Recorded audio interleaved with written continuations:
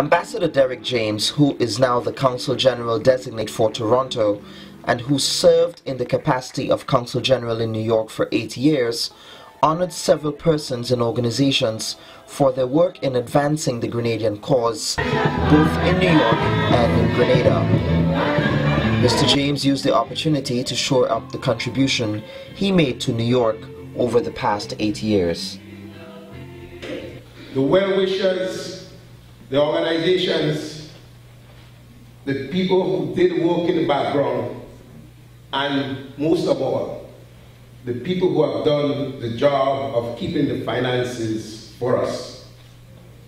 I want to especially thank Ken Phillip, who was one of the first persons to be his treasurer, Mr. Rudolph Cyrus, who was the second, and Eric Holder, someone who most of us don't know, but is a person who handles the cash for us.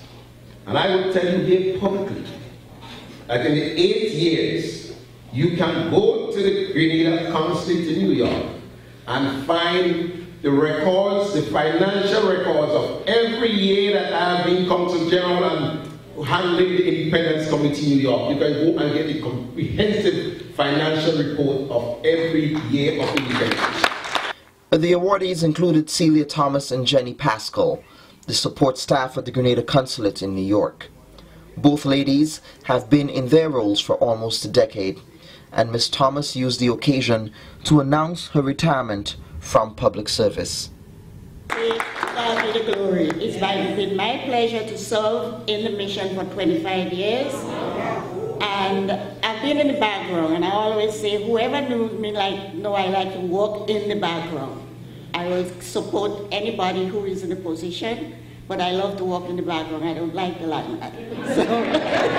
But I thank everybody who has been instrumental in this. Quake USA was awarded for their contribution to keeping Grenadian culture alive in New York, and St. Matthias Charities for their work in providing medical and educational supplies to different groups in Grenada.